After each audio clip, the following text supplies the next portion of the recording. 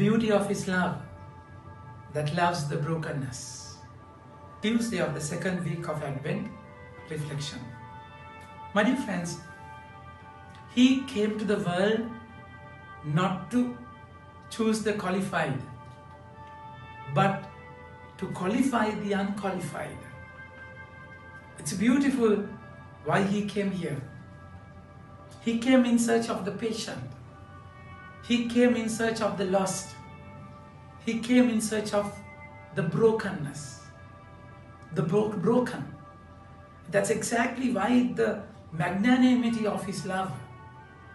That's how He loved us.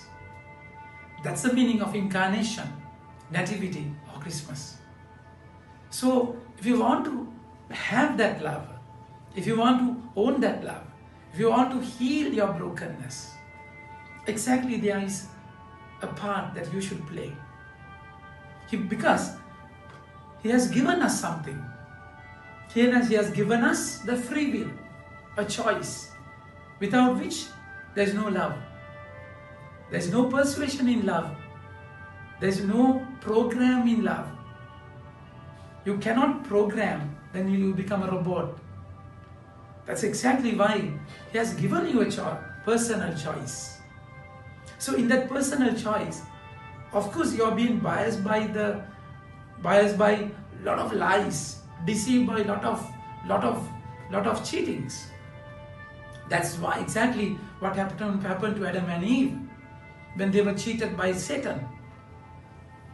This is hasatan, which means a disturbance. They are disturber. My dear friends, so it's important that you become aware. In your brokenness, in your lost state, the moment you eat from the forbidden fruit, the moment you fall into sin, the punishment was exile. Punishment is not in the way that what we see punishment, that the way our parents punished us. People punish each other, those who sin. No, it's different. Punishment is God's desire, burning desire to correct you. So that's wrath of God. So the mean of prayer means, how the Lord is going to repair is punishment. That's pain. Pain will form, pain will heal, pain will put things into order. So that's exactly why we have to believe His coming. The word says, in the wilderness, prepare the way of the Lord. So the Lord is saying in Isaiah chapter 40, verse 1 to 11. So people in exile, in pain, agony, the Lord is saying, comfort them, comfort my people, said the Lord, says our God. Speak tenderly to Jerusalem and cry to her that her warfare is ended and her iniquity is pardoned, and she has received from the Lord Lord's hand, double of all her sins. The voice says, prepare the wilderness, prepare the way of the Lord. A way, a sign for the Lord, not a duplicate path. A original way, path for the Lord, that only He can go there, in that path. So that's our choice, that's our part in this complete healing. That's our path. That's exactly why make straight in the desert a highway for our God. Every valley shall be lifted up, every mountain hill be made low, and the even ground shall become level, uneven ground shall become level, and the rough places a plain. So this is exactly divine passive and active form of our duty, that what we should do and what is to be done. My dear friends, so this is the calling. Have hope, have faith. After the mourning, there will be a joyful morning, a beautiful morning after a mourning. So always expect the mess is going to be a message. But then provided that you give that straight path, a path for the Lord in the wilderness. So in that day, the true joy will flourish, come up. The glory of the Lord shall be revealed, and all flesh shall see it together. For the mouth of the Lord has spoken. The voices cry, and I said that what shall I cry?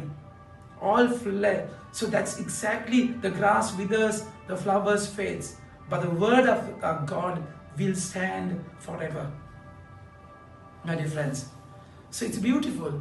It's beautiful how the Lord is going to come to rescue you. Salvation, you cannot have it by your own. No. So that's Pelagianism. That you think you can do this. So I'm enough. I don't want God.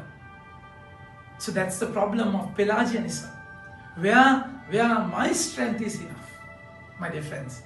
But the Lord is saying today, no, I'm going to save you. I'm going to take you, carry you back to the flock. But then you have to give your consent. You have to believe that I can do that. And if you believe that, you have to allow me to come to your life. There is no other way.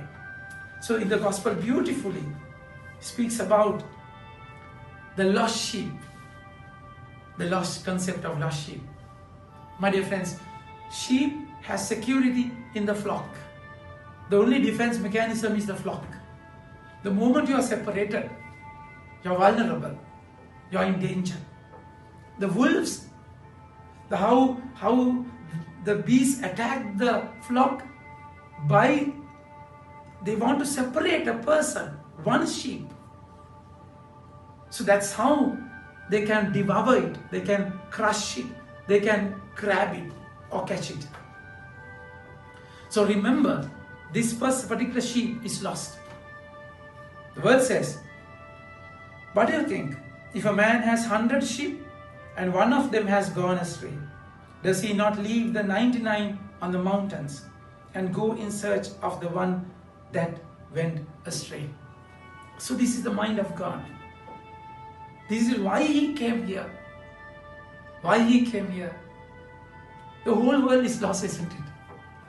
You cannot find 99 in the world. He left heaven and came here because we all are lost. But then some think they are never lost, that they are pride and they think they are right. That so-called righteous people, they don't want God. They are the God of themselves. So God will come in search of the lost one. He has come here to come in search of you. In your heart, what is right, what is good, okay, fine. But then there's a lost area where Jesus come in search of. But then you need to give your consent. If the sheep distinct that my path is right, I am meant to be alone, there is no salvation. That sheep should know that I'm trapped, I'm in the snare. I need Lord, I need you more than yesterday. I need you more. So that desire will take the shepherd and will take the shepherd closer to you, and the shepherd will take you back to the flock, carrying the sheep on his shoulder. It's a beautiful way, beautiful imagery where Jesus carried the cross because he wanted to carry the broken sheep, lost sheep. So the ransom is the cross. Finally, the first reading it says, he will tend his flock like a shepherd. He will gather the lambs in his arms. He will carry them in his bosom and gently lead those that are with young. So it's beautiful how he comes to you. If you prepare a straight path, a way in the wilderness, he will come to you, hold you tight, and he will take you back. Enjoy that bliss and give him a straight path. Amen. May God bless you.